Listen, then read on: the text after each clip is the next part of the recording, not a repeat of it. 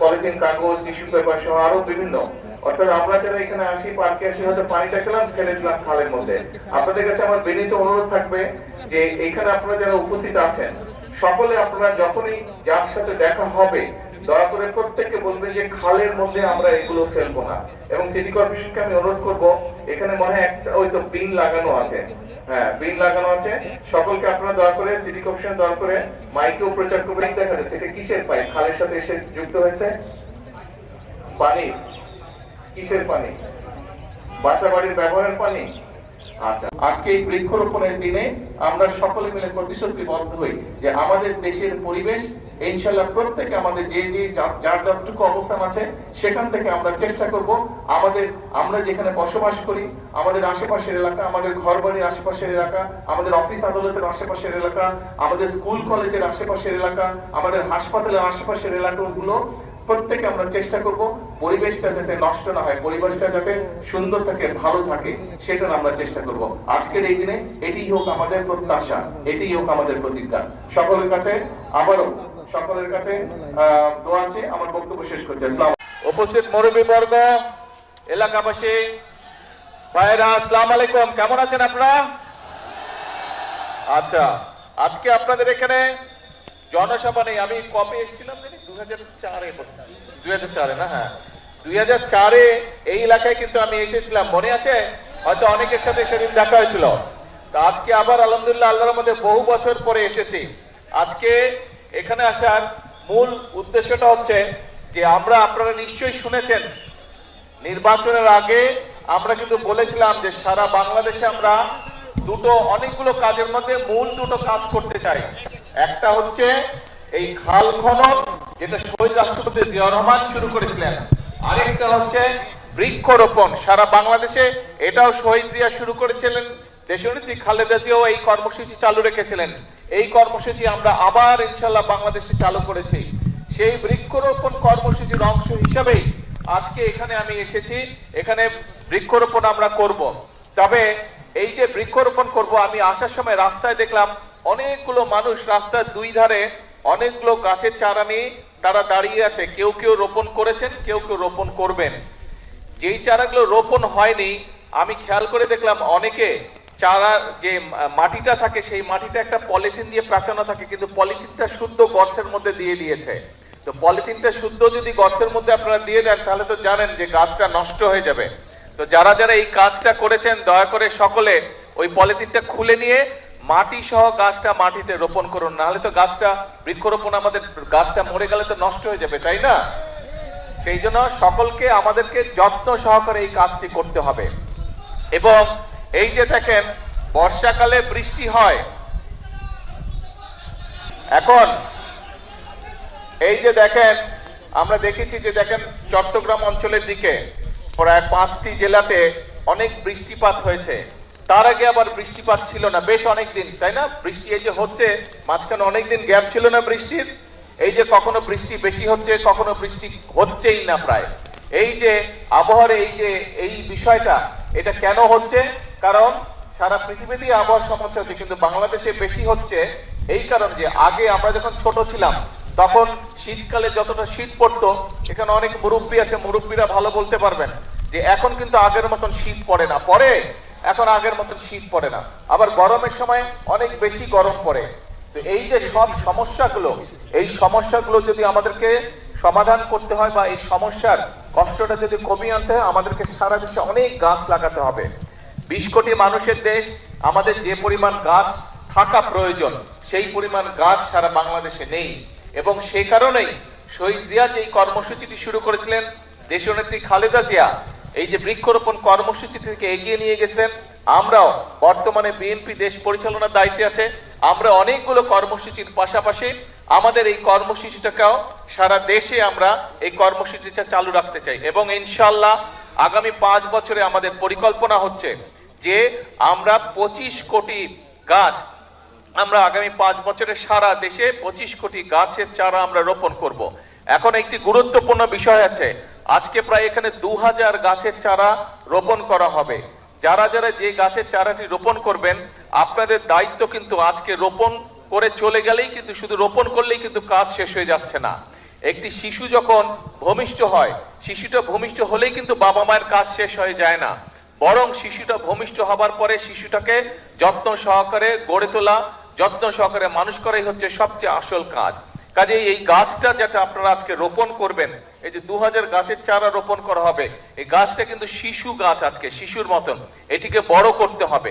কাজেই যারা যারা গাছের চারাটি রোপণ করবেন তাদের কাছে আমার অনুরোধ থাকবে, এবং যেই বাড়ির সামনে গাছটি রোপণ করা হচ্ছে সেই বাড়িতে যারা বসবাস করবেন অথবা আশেপাশে যদি দোকান থাকে, প্রত্যেকের কাছে আমার অনুরোধ থাকবে, আহ্বান থাকবে যে গাছটি একটা সাইজে বড় না হওয়া পর্যন্ত দয়া করে গাছটিকে যে যতটুকু পারেন, যেভাবে পারেন গাছটিকে দয়া করে যত্ন করবেন যাতে গাছটি বড় হতে পারে।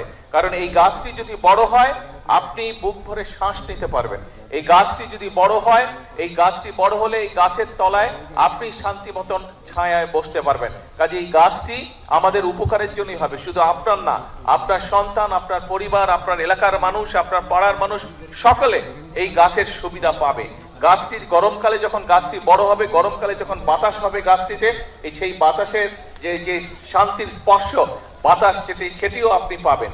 কাজেই আসুন, আমরা যদি আমাদের এলাকাটাকে সুন্দর করতে চাই, আমরা যদি আমাদের দেশটাকে সুন্দর করতে চাই, তাহলে অবশ্যই আমাদেরকে এই গাছের যত্ন নিতে হবে, বৃক্ষ রোপণ করতে হবে। এই বৃক্ষটি বড় হলে যাতে এই বৃক্ষের সুবিধা সকলে পায়, প্রত্যেকটি মানুষ পায়, ওই বৃক্ষের আশেপাশে যারা বসবাস করেন প্রত্যেকটি মানুষ যাতে সেই বৃক্ষের সুবিধাটা পায়, আমাদেরকে সেটাই চেষ্টা করতে হবে। আসুন আল্লাহর নাম নিয়ে বিসমিল্লাহ বলে আমি আমার চারাটি রোপণ করছি। যারা যারা এখনো রোপণ করেননি তাদেরকে অনুরোধ করব, কিন্তু মূল কথা হচ্ছে যে শুধু আজকে রোপণ করে চলে গেলেই হবে না, গাছটি যত্ন নিতে হবে যাতে গাছটি বড় হতে পারে।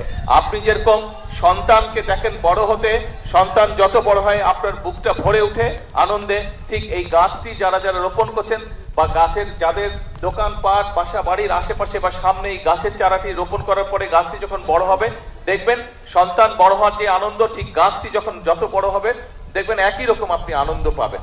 আসুন আল্লাহ দেওয়া এই নিয়ামত, এই আনন্দটি আমরা আজকে সকলে ভাগ করে নিই। 2500 গাছ রোপণ করা হবে। যারা 2500 গাছের চারা রোপণ করবেন তাদের সকলকে আমি অনুরোধ করব, আসুন সুন্দরভাবে আমরা চারাটি রোপণ করি, আমরা একসাথে আজকে 2500 চারা রোপণ করি। বৃক্ষরোপণ উপলক্ষে একটা সুন্দর স্লোগান আমরা তৈরি করেছি, বৃক্ষরোপণে সাজাই দেশ সবার আগে, বৃক্ষরোপণে জোরে, বৃক্ষরোপণে সবার আগে, বৃক্ষরোপণে সবার আগে। আসেন বিসমিল্লাহ বলে আমরা গাছের চারাটি রোপণ করি। প্রিয় ভাই বোনেরা, এই যে আমরা যে গাছের চারা রোপণ করলাম, আমি কিন্তু আপনাদের কাছে একটি অনুরোধ করেছি এবং আহ্বান করেছি, এই গাছের যত্ন নিতে হবে। এই গাছের যদি আমরা যত্ন নেই, গাছটি যখন বড় হবে তখন এটা কি অন্য দেশে বাতাস দিবে? অন্য দেশের মানুষকে বাতাস দিবে? কাকে বাতাস দিবে? এই এলাকার মানুষকে। এই গাছের সুফল, যেটা সুফল আছে সেটা কে ভোগ করবে? এইটা ভোগ করবে মানুষ, এই এলাকার মানুষ ভোগ করবে। আরেকটি বিষয় আপনাদের সকলকে আমি বলতে চাই, একটি বিষয়, এই দেশটির মালিক কারা? আমরাটা কারা? এই দেশের জনগণ।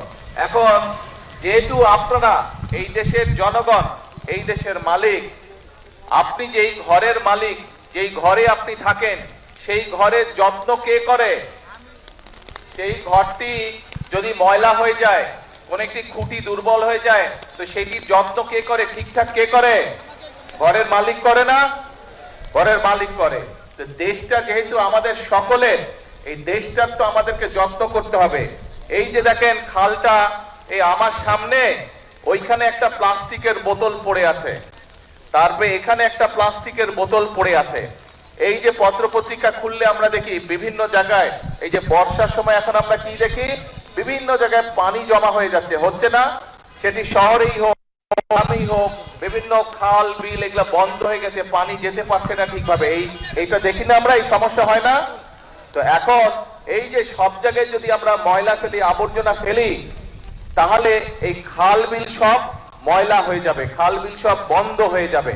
এবং খাল বিল যদি বন্ধ হয়ে যায়, এই খালটি যদি চালু থাকে, এই খালে যদি পানি প্রবাহিত করে, উপকারটা কাদের হবে? এই এলাকার মানুষের হবে। অর্থাৎ সারা দেশের খাল বিল যদি ঠিকঠাক থাকে, তাহলে বন্যার সময় যেরকম ক্ষতি কম হবে, পানি যেমন খালের মধ্যে থাকবে, ঘরে বাড়িতে কম ঢুকবে, একইভাবে খালের পানিও পরিষ্কার থাকবে। যদি আমরা খালের যত্ন নেই, আমাদের নদীগুলোর যত্ন নেই, সেই পানি তো আমরাই ব্যবহার করি। তো সেই জন্য আপনাদের সকলের কাছে আমার অনুরোধ থাকবে, এই রাস্তা দিয়ে আসার সময় দেখলাম যেখানে সেখানে বাজার আছে, সেইখানে বিভিন্ন রকম কাগজ পত্র, পলিথিন, প্লাস্টিকের ব্যাগ, বিভিন্ন জিনিস পড়ে, প্লাস্টিকের বোতল পড়ে পরিবেশটা একদম নষ্ট হয়ে যাচ্ছে। পরিবেশ যদি নষ্ট হয়ে যায়, তাহলে ক্ষতিটা কার হবে বলেন তো? কারণ এই যে ঢাকা শহরে গেলে এই বিভিন্ন পরিবেশের কারণে ধোঁয়া, গাড়ির ধোঁয়া, ট্রাকের ধোঁয়া, ইঞ্জিনের ধোঁয়া, এই ময়লা, মানুষের শ্বাস নিতে কষ্ট হয়। এই গ্রামে আসলে তাও কিছুটা ভালো লাগে, তাও কিছুটা বুক ভরে শ্বাস নেওয়া যায়। কিন্তু এই আবর্জনা দিয়ে যদি সব জায়গায় ভরে যায়, তাহলে তো পুরো দেশের পরিবেশ নষ্ট হয়ে যাবে। তখন ছোট বড় সব মানুষের ক্ষতি হবে, শ্বাস নিতে কষ্ট হবে, শ্বাসজনিত বিভিন্ন রকম অসুখ বিসুখ হবে। আপনাদের সকলের কাছে আমার আহ্বান, এবং এখানে আজকে মিডিয়ার ভাইরা আছেন, ভাই বোনেরা আছেন, তাদের মাধ্যমে আমি সমগ্র দেশের মানুষকে অনুরোধ করব, আসুন আমরা চেষ্টা করি যেখানে সেখানে আবর্জনা যেন আমরা না ফেলি। আমাদের কোন একটা ব্যবহার্য জিনিস, ব্যবহারের প্রয়োজনীয়তা ফুরিয়ে গেল, পানি খেলাম, পানির বোতলটা খালি হয়ে গেল, আমরা যেখানে সেখানে ফেলে দেই। কোনো একটা প্যাকেটে করে আমরা কিছু নিয়ে যাচ্ছি, জিনিসটা যখন বের করলাম, প্যাকেটটার প্রয়োজনীয়তা ফুরিয়ে গেল, আমরা প্যাকেটটা যেখানে সেখানে ফেলে দিচ্ছি। এতে করে আমাদের পরিবেশটা নষ্ট হয়ে যাচ্ছে। পরিবেশটা নষ্ট হয়ে গেলে আলটিমেটলি ক্ষতিগ্রস্ত হচ্ছে আমরা, ক্ষতিগ্রস্ত হচ্ছে, পরবর্তীতে আমাদের সন্তানেরা ক্ষতিগ্রস্ত হবে। আসুন আমরা যদি নিজের ঘর নিজে পরিষ্কার না রাখি, নিজের দেশকে নিজে যদি ঠিক না করি, বাইরে থেকে তো কেউ এসে আমাদেরকে করে দিবে না। আমরা যখন ছবিতে দেখি, টেলিভিশনে বা অন্য জায়গায় যখন অন্য অন্য দেশের ছবি দেখি, আমরা মাঝে মাঝে বলি না, আহা ওদের রাস্তাঘাট কি পরিষ্কার, কি সুন্দর, বলি আমরা মাঝে মাঝে, মনের মধ্যে আসে না এই কথাটা? আসে এই কথাটা। কিন্তু ভাই, ওদের দেশের রাস্তাঘাট তো ওরাই পরিষ্কার করে রাখে, এই অন্য জায়গা থেকে তো মানুষ গিয়ে করে না, তার দেশ সেই সুন্দর করে রাখে। আসুন না, আমাদের দেশটাকে যদি সুন্দর করতে হয়, তাহলে আমাদের সবাইকে চেষ্টা করতে হবে। আপনাদের বাড়িতে, একটা বাড়িতে যদি 5-7 জন মানুষ থাকে, আপনার পরিবারে তো 5-7 জন মানুষ থাকে না? এখন একজন মানুষ যদি সারাদিন বাড়ি পরিষ্কার করে, আর বাকি 5-7 জন মিলে যদি সারাদিন ময়লা করে, ওই বাড়ি পরিষ্কার রাখা সম্ভব? ঘর পরিষ্কার গুছিয়ে রাখা সম্ভব? তো দেশটাও তো ঘরের মতনই।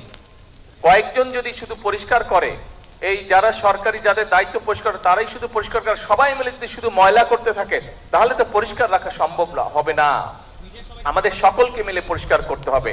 যেখানে ময়লা ফেলার জায়গা, সেই ময়লাটা সেখানেই ফেলতে হবে। আমরা যদি চারিদিকে ছড়িয়ে ছিটিয়ে ময়লা ফেলি, একদিকে যেরকম দেখতে খারাপ লাগবে। আপনারা তো বাসে করে বিভিন্ন জায়গায় যান না? বরিশাল সদরে যান, ঢাকায় যাচ্ছেন, বিভিন্ন জায়গায় যাচ্ছেন, বাসে করে যখন যাবেন দেখবেন যেখানে বাজার ঘাট, দোকানপাট আছে, সেখানে ময়লা দিয়ে ভরা, সেখানে বিভিন্ন রকম আবর্জনা দিয়ে ভরা। ময়লা দেখতে কারো ভালো লাগে? তো ময়লা হলে কি হয়? পরিবেশটা ময়লা হয়ে যায়, দেখতেও ভালো লাগে না, দেখতেও ভালো লাগে না। তাহলে আসুন আমাদের দেশের যত্ন আমাদেরকে নিতে হবে, আমাদের দেশকে গড়ে তুলতে হবে আমাদেরকে। আমরা সবাই মিলে চেষ্টা করি, আমরা সবাই মিলে যদি সচেতন হই, তাহলে আমরা আমাদের পরিবেশটা সুন্দর করতে পারবো। আমরা যদি আমাদের পরিবেশটা সুন্দর করতে পারি, আমাদের ভবিষ্যৎ বংশধররা একটা সুন্দর জায়গায় থাকতে পারবে। আমরা এইভাবে, এই যে খালের মধ্যে প্রয়োজন শেষ হয়ে গেছে, প্লাস্টিকের বোতল ফেলে দিয়ে গেছে, ওখানে আরেকটা প্লাস্টিকের পানির বোতল ফেলে দিয়ে গেছে, বিভিন্ন জায়গায় দেখবেন যে পলিথিন ফেলে দিয়ে গেছে, কাগজ ফেলে দিয়ে গেছে, ওই যে ওখানে খুব সম্ভব একটা সিগারেটের প্যাকেট পড়ে আছে। আসুন আজকে থেকে আমরা চেষ্টা করি, আমরা যত্র তত্র ময়লা ফেলবো না। আমরা যত্র তত্র যেখানে সেখানে এই ধরনের জিনিসপত্র, প্লাস্টিকের বোতল, পলিথিনের ব্যাগ, আমরা এই সিগারেটের প্যাকেট, এগুলা যত্র তত্র ফেলবো না। যদি শেষ হয়ে যায়, যদি ফেলে দেওয়ার প্রয়োজন হয়, আমরা ধরে রাখবো, যখন একটি নির্দিষ্ট ময়লা ফেলার জায়গা পাবো, আমরা সেইখানেই সেটি ফেলে দিব। আমরা কি এই প্রতিজ্ঞাটা করতে পারি? এই চেষ্টাটা করতে পারি কি ভাই? এই চেষ্টাটা আমরা করতে পারি? খুব কাজা। আমার পকেটে যদি হাত দেন, এই দেখেন টিস্যু বের হবে আমার পকেট থেকে। এই টিস্যু একটু আগে আমি যে মাটি নিয়ে হাত ধুয়ে, এখন এখানে তো টিস্যুটা ফেললে, তাহলে তো আমি আপনাদের যা বলছি আমি নিজেই সেটা মানলাম না। সেই জন্য ছোটবেলা থেকে আমি অভ্যাস করে নিচ্ছি, যখন আমি টিস্যু ব্যবহার করি করে আমি আমার পকেটের মধ্যে রেখে দিই টিস্যুটা। আমার যে কোনো প্যান্টের পকেটে হাত দিলেই দেখা যাবে টিস্যু বের হয়ে আসতেছে। সারাদিনে সব টিস্যু গিয়ে প্যান্টের পকেটে জমা হয়। রাতে যখন বাসায় যাই, আমি রাত্রে বাসায় গিয়ে ডাস্টবিনের মধ্যে বা যেখানে ময়লা ফেলার জায়গায় সেখানে আমি টিস্যুগুলো নিয়ে ফেলে দিই, সারাদিনের ব্যবহৃত টিস্যু। কাজেই আমি এই কাজটি চেষ্টা করেছি, আমি আস্তে আস্তে আমার মধ্যে এই অভ্যাসটা গড়ে তুলতে সক্ষম হয়েছি। আমরা যদি সকলে মিলে চেষ্টা করি, আজকে থেকে এই অভ্যাসটা আমরা সকলে মিলে তৈরি করতে পারবো। এবং এই অভ্যাসটা যদি আমরা প্রত্যেকটা মানুষ, এই দেশের প্রতিটি মানুষ যদি আমরা এই অভ্যাসটি গড়ে তুলতে পারি, তাহলে আমরা একটা সুন্দর পরিষ্কার একটি দেশ গড়ে তুলতে পারবো, যেই দেশের পরিবেশটা সুন্দর হবে, যেই দেশটি দেখে সবাই প্রশংসা করবে। নিজের দেশের মানুষ যেমন প্রশংসা করবে, একইভাবে বিদেশ থেকে যারা আসবে তারাও বলবে যে বাংলাদেশ একটি পরিষ্কার দেশ, বাংলাদেশ একটি সুন্দর দেশ, বাংলাদেশের মানুষ তাদের নিজেদের দেশটাকে গুছিয়ে রেখেছে, পরিচ্ছন্ন করে রেখেছে। প্রিয় ভাই বোনেরা, আজকে আপনাদের সামনে আমি কোনো রাজনৈতিক বক্তব্য দিলাম না, কারণ রাজনৈতিক বক্তব্য থেকে নিজের দেশের জন্য ভালো কিছু করাটা অনেক অনেক অনেক গুরুত্বপূর্ণ। আমি মনে করি এই যেই কথাটি আমি বলেছি, এই কথাটি, এই কাজটি যদি আমরা করতে পারি, এটি দেশের জন্য অনেক বড় গুরুত্বপূর্ণ। এটি দেশের জন্য বর্তমানে এবং ভবিষ্যতে বাংলাদেশের ভবিষ্যৎ প্রজন্মদের জন্য একটি সুন্দর সুস্থ দেশ গড়ে তুলতে আমাদেরকে সাহায্য করবে। আসুন আজকে এই বৃক্ষরোপণের দিনে, আজকের এই কর্মসূচির দিনে আমরা সকলে মিলে প্রতিজ্ঞা করি যে আমরা আমাদের স্ব অবস্থান থেকে প্রত্যেকটি মানুষ যতটুকু সম্ভব হবে আমরা চেষ্টা করব আমাদের আশেপাশের পরিবেশের প্রতি আমরা যত্ন নিব। আমরা চেষ্টা করব আমাদের আশেপাশের ঘর বাড়ি রাস্তাঘাট যতটুকু সম্ভব আমরা আমাদের অবস্থান থেকে আমরা চেষ্টা করব সেই পরিবেশটিকে রক্ষা করার জন্য, পরিবেশটিকে পরিষ্কার রাখার জন্য, পরিবেশটিকে সুন্দর রাখার জন্য। আপনাদের কাছে এই প্রত্যাশা রেখে আমার বক্তব্য শেষ করছি। আল্লাহ হাফেজ। বাংলাদেশ জিন্দাবাদ, বাংলাদেশ জাতীয়তাবাদী দল জিন্দাবাদ। আসসালাম।